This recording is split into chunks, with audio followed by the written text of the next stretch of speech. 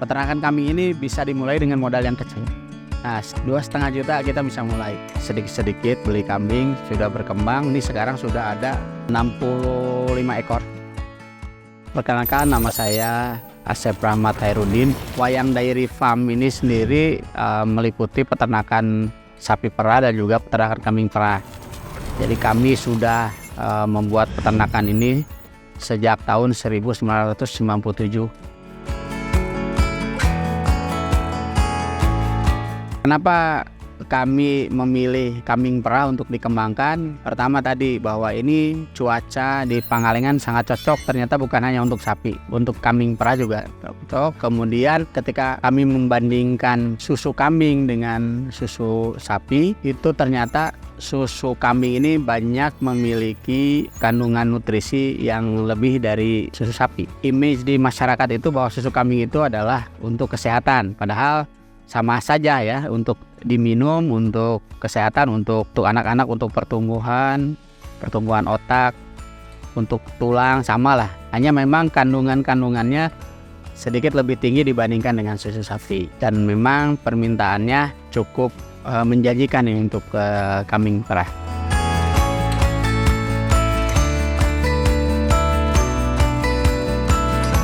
Dan ini pasarnya juga dari beberapa pabrikan ya, meminta ke kami untuk disuplai. Hanya mungkin saat ini kami produksi masih rendah. Kebetulan saya juga bergabung dengan teman-teman, ada komunitas peternak kambing. Nah, alhamdulillah kami ini memasok susu kambing ke pabrik. Nanti di pabrik dibuat susu bubuk.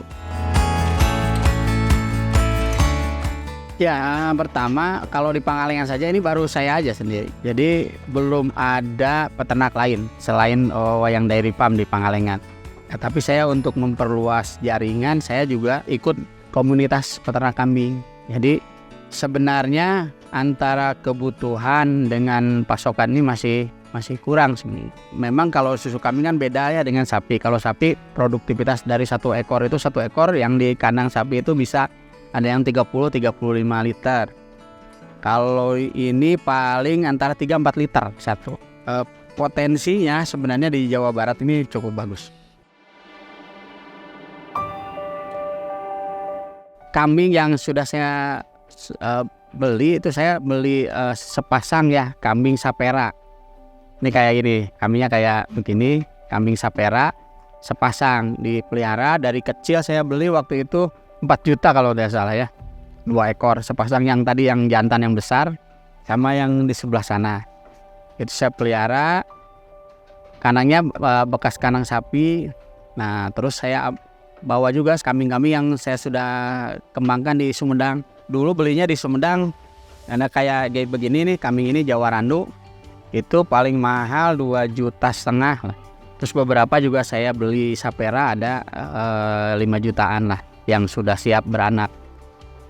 Mulai begitu ya bikin kandang yang sebelah sana mungkin sekitar 10 jutaan. Nah kalau ini kandang yang ini baru selesai ini sebenarnya, karena anakan terus, ini baru selesaikan, ini mungkin sekitar 40-50 juta lah mungkin ya, sampai beres semua gitu.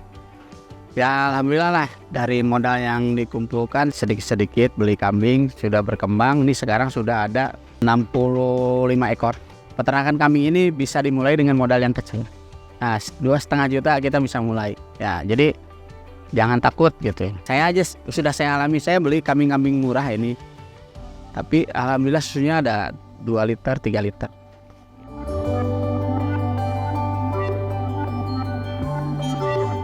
Untuk pengurusan izin peternakan kami ini, saya sudah punya NIB, nomor izin berusaha. Ini sudah kita ngajuin, kebetulan di desa itu ada untuk UMKM yang mau mengajukan NIB. Sudah ada NIB untuk budidaya kambing perah dan pembibitan. Jadi kalau yang di sini yang kita pelihara itu, kalau yang seperti ini disebutnya kambing Jawa Randu. Ada juga yang menyebut kambing Bligon atau kambing Jawa. Nah, sebagian saya ada kambing sapera. Kambing sapera ini adalah peranakan antara kambing Etawa ya, yang Katanya yang telinganya panjang dikawinkan dengan kambing Saanen. Saanen itu memang tipe perah. Dengan kambing Saanen jadilah Sapera. Nah ini produktivitas susunya lumayan bagus. Ini ada yang 4 liter, tapi Jawa Randu juga kalau kita pelihara dengan baik, manajemen pakannya baik, itu bisa ada yang sampai 3 liter lebih. Support dengan pakan yang bagus, insya Allah produksi susunya akan banyak kan. Jadi di ternak itu kan ada dua hal yang penting, ada faktor genetik dan faktor lingkungan. Jadi faktor lingkungan itu kan tidak hanya meliputi ruang ya, iklim, tapi pakan juga masuk ke lingkungan. Jadi 25% genetik nanti akan terekspresikan dengan baik kalau didukung 75% lingkungan. Ya, lingkungan itu cara pemeliharaan, cuaca.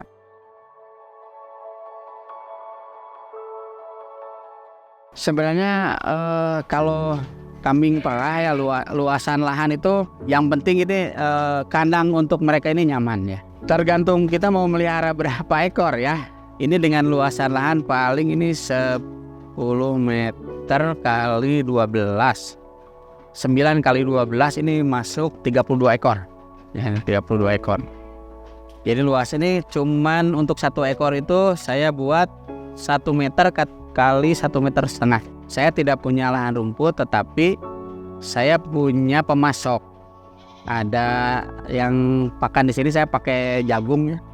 Sama kalau kaliandra ini banyak di hutan, itu mah gratis, tinggal nyari aja. Kalau jagung kita harus beli, dan saya persiapkan untuk 1 bulan. Saya persiapkan untuk 1 bulan, begitu aja terus. Jadi tidak ada ngarit setiap hari, jadi lebih banyak konsentrasi untuk ternaknya supaya dia berproduksi optimal. Kambing perah ini kalau kambing ya, jadi buntingnya itu 5 bulan ya. Kalau sapi 9 bulan, ini 5 bulan. Ini lebih cepat 4 bulan ya. Kalau kambing 2 tahun itu bisa 3 kali.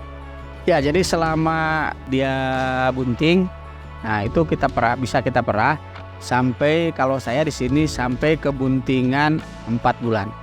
Jadi 1 bulan ke bulan kelima itu saya stop untuk tidak diperah. Maksudnya itu untuk memaksimalkan pertumbuhan anak sama untuk meregenerasi si sel-sel ambing penghasil susunya. Jadi ada istirahat. Sebenarnya idealnya istirahatnya itu 6 minggu lah. Jadi 45 hari saya stop, kering kandang, saya masukin obat ya supaya tidak mastitis. Begitu dia lahiran, dalam waktu 1 jam setelah melahirkan itu harus diperah. Tidak boleh lebih dari 1 jam karena kita butuh kolostrum. Kolostrum ini yang akan memberikan kekebalan tubuh ke anaknya. Jadi tidak boleh terlambat itu. Jadi begitu lahir langsung diperah. Kalau saya tidak disusukan ke induknya, karena kadang-kadang gini, kalau kambing itu beranak 2 atau lebih, itu kalau dibiarkan dengan induknya, kita tidak bisa mengontrol berapa banyak susu yang diminum oleh anakan itu. Jadi kita biasakan begitu lahir diperah dengan bersih. Nanti misalkan dapat kemarin ada yang dapat hampir 2 liter yang pertama diperah. Itu anaknya cuman 1. Anaknya biasa paling 100 mili lah, minimal 100 mili. Saya kasih 100 mili, sisanya saya simpan bekukan. Itu seperti itu. Jadi begitu lahir langsung diperah, terus mungkin 3 hari atau sampai 5 hari susunya saya kasihkan ke anaknya semua. Nah setelah 5 hari anaknya saya ganti pakai susu bubuk. Susunya saya perah, saya jual. Jadi sudah bisa mulai masuk ke penjualan. Nah, jadi kami melakukan pemerahan di sini 2 kali sehari, pagi-pagi dan sore ya. Kalau pagi itu jam 5:30, jam 6 ya. Kemudian nanti sore jam 5. Nah, proses pemerahannya sama lah. Jadi kita biasanya menyiapkan air untuk mencuci puting ya. Nah, ini kalau kambing karena kotorannya langsung nyemplung ke bawah, itu relatif lebih bersih. Makanya kami hanya mengelap putingnya aja, bagian kotor, kemudian kami perah. Karena yang diperah baru sedikit, kami sementara ini melakukan pemerahan secara manual. Nah ini diperah, Jadi yang pertama itu samalah seperti sapi, 3 pancaran pertama kita buang. Nah baru diperah. Jadi pemerahan kita langsung memakai, karena kambingnya kecil ya, pot kecil ya. Biasanya pakai literan yang 1 liter atau pakai teko plastik ya. Basuh, diperah. Setelah diperah langsung dikumpulkan masuk ke ruang susu. Nanti di ruang susu kita langsung kemas, langsung masuk ke freezer. Jadi istimewanya susu kambing ini bisa langsung di freezer, dan ketika di towing juga tidak berpisah, jadi masih sama. Selama di dalam freezer itu bisa tahan ya sampai 3 bulan.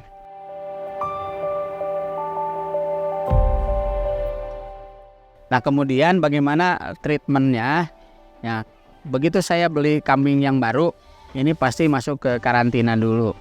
Karantina, kita beri obat cacing, obat putu segala macam, vitamin, baru dia ke pengenalan pakan. Karena kan dari peternak itu dikasih rumput biasa, di sini kan ada silase. Nah ini biasa bertahap.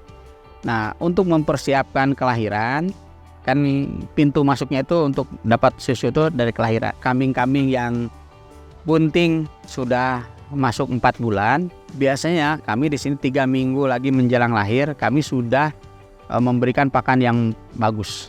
Jadi istilahnya pakan yang kita siapkan ada pakan untuk close up, jadi mendekati close up dan press ya.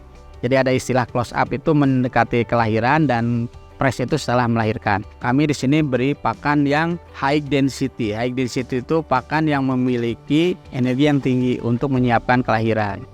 Pada saat bunting besar itu si kambing itu nafsu makannya mulai berkurang, padahal kebutuhannya banyak. Nah kami siasati dengan memberikan pakan yang jumlahnya sedikit tetapi nilai nutriennya tinggi. Nah, itu disebutnya high density. Setelah lahir kami kasih pakan yang bagus sehingga dia akan berhasil mencapai puncak produksi tertinggi. Contoh misalkan kayak ini yang Jawa Rando yang sebelah sana itu 3,5 liter paling tinggi. Nah sekarang bertahan di 2 liter dengan pakan yang bagus. Kemudian menjelang 3 minggu menjelang lahir juga kami berikan vitamin, biasanya vitamin A, D, E, kemudian dikasih obat cacing juga. Nah setelah lahir tadi saya suntik vitamin juga ya, vitamin juga dan biasanya ATP supaya dia setelah lahiran tuh fit lagi. Itu kita jaga terus sampai biasanya kambing-kambing di sini setelah 2 bulan, bahkan ada yang baru sebulan lahiran sudah birahi lagi, sudah minta dikawinkan, saya kawinkan lagi karena kan berisik ya. Kalau kambing itu kalau birahi berisik, saya kawinkan lagi padahal baru 1 bulan melahirkan. Jadi kalau pakan di sini, pakan utama kami pakai silase. Jadi silase jagung. Jadi silase jagung full crop. Jadi ada jagungnya ya. Itu biasanya jagung-jagung saya pesannya ke supplier itu jagung yang berumur sekitar 100 sampai 120 hari. Ya dari tanam sampai panen. Itu baru kami chopper, kemudian fermentasikan, dan ini sudah terbiasa. Kemudian ada konsentrat. Nah konsentratnya macam-macam. Ada yang tadi untuk menjelang lahir sampai 100 hari pasca kelahiran. Nanti ada lagi jadi 100 sampai 200, itu beda lagi. Itu pakannya lebih murah dibandingkan yang pertama. Nah nanti menjelang kering kandang itu ada pakan lagi, itu lebih murah lagi. Kenapa harus diatur begini? Supaya kenapa yang di awal kita lebih mahal, supaya produksi susu setinggi-tingginya bisa dicapai. Dan itu masih ada marginnya. Terus nanti ketika susu turun, kalau saya masih pakai yang tadi yang mahal, berarti marginnya semakin kecil. Nah maka saya ganti yang lebih murah sehingga saya dapat income lumayan dari usaha ini gitu ya. Selain itu untuk tambahannya, karena kambing juga suka daun-daunan. Nah ini saya tambah legum yang ada di sini kaliandra. Indikatornya begini, kalau misalkan kambing dikasih konsentrat, biasanya nanti kelihatan dari kotorannya. Kalau kotorannya tidak bulat-bulat, ada sedikit masalah. Tapi kalau yang baru lahiran, laktasi, produksinya tinggi, biasanya rada meber gitu ya. Maka saya kasih rumput ini tambahannya, bonusnya. Biasanya normal lagi gitu. Sama ini satu lagi mungkin tadi tambahan yang saya lupa adalah perawatan kuku. perawatan kuku ini 3 bulan sekali ya, harus dipotong karena kalau dibiarkan nanti banyak. Yang kecil itu kan kandangnya itu harus bener-bener di box hangat, makanya saya pakai lampu sama susu. Nah ini biasanya susu ini kalau kebetulan kami pakai susu bubuk, nah itu air untuk nyeduhnya itu benar-benar harus hangat, tidak boleh dingin supaya tidak mencret. Paling masalahnya kalau yang kecil biasanya mencret atau kembung biasanya begitu. Tapi kalau betul yang tadi pertama kolostrumnya cukup, itu masalah itu tidak terlalu banyak perawatan, kebersihan. Nah biasanya ya di peternak-peternak lain itu katanya kudisan gitu, buduk lah, itu sebenarnya kan dari segi kebersihan. Mastitis itu radang di ambing ya, jadi itu justru akan menyerang putingnya, ambingnya. Jadi sel-sel penghasil susunya diserang oleh bakteri. Kenapa bisa terjadi? Itu terjadi karena proses pemerahan yang tidak bersih. Jadi kambing itu setelah diperah itu kan akan terbuka tuh si lubang putingnya itu. Setelah diperah itu kurang lebih setengah jam itu akan terbuka. Nah makanya setelah diperah itu jangan dulu disuruh berbaring gitu kan. Nah itu makanya setelah selesai pemerahan itu harus dicelup puting. Itu ada, kita punya obatnya, pakai desinfektan ya, itu akan melapisi putingnya dan lubangnya ini tertutup oleh desinfektan. Jadi kalaupun misalkan dia berbaring itu tidak ada bakteri yang masuk. Ada obat untuk kering kandang, itu mencegah untuk terjadi mastitis. Kalau untuk susu kambing, kami terus mencari pasar seluas-luasnya. Karena kebetulan kalau kambing perah ini belum ada koperasi yang menampungnya. Jadi kami harus bisa memasarkan sendiri. Sementara ini juga kami sudah punya optakernya. Jadi untuk produksi saat ini aman. Selain juga saya ada outlet susu kami juga di Pangalengan ya. Di rumah itu ada outletnya. Jadi semua anggota keluarga saya suruh yang bisa, anak saya juga bikin iklan ya di Instagram, di mana ada Wayang Dairy Farm, termasuk kalau saya membawa biasanya Facebookan. Nah kalau susu kambing sendiri, kalau ke pabrikan itu sudah ada harga. Dengan pabrik itu dia akan ambil ke sini, harganya sekian. Kuotanya saya dikasih kuota, Bapak bisa nggak kirim per 2 minggu misalkan berapa ratus liter gitu ya. Ini juga kemarin baru ada yang datang dari perusahaan ke sini, mintanya sih 1000 liter per hari. Saya baru menyanggupi 500 liter per hari. Di kambing perah 2, susu sama anakan. Nah ini anakan juga kan ada 2, ada anakan betina nih bibit ya, ada juga kita ada jantan juga. Nah jantan ini nanti saya akan arahkan untuk Idul Adha. Sementara ini karena baru mungkin 10 apa 12 ekor yang kita perah, saya baru 20 liter. Karena baru 20 liter ya, dan saya juga belum menjual anakan, juga belum menjual, ya 20 aja kali 30, 20 kali 30 berapa? 600 kali ya minimal 20, 18 juta, kurang lebih segitulah sementara itu. Yang pertama pengetahuan. Jadi pengetahuan dulu yang disiapkan. Jadi sebelum usaha apapun pengetahuan. Jadi kalau menurut saya, kalau misalkan mau belajar ya belajarlah ke yang sudah melakukan, ke sumbernya ya. Perlu datang ya, kami siap lah kalau di sini ya. Silahkan kalau misalkan ada teman-teman yang mau sharing, silahkan. Oke, terima kasih teman-teman sekalian untuk informasi mengenai kambing perah atau sapi perah. Teman-teman bisa lihat di IG-nya Wayang Dairy Farm. Atau kalau misalkan teman-teman ada yang membutuhkan susu kambing, itu bisa searching, ada outlet susu kambing di Pangalengan. Alamatnya, kalau alamat farmnya ini ada di Kampung Padamukti, Desa Margamukti, Pangalengan.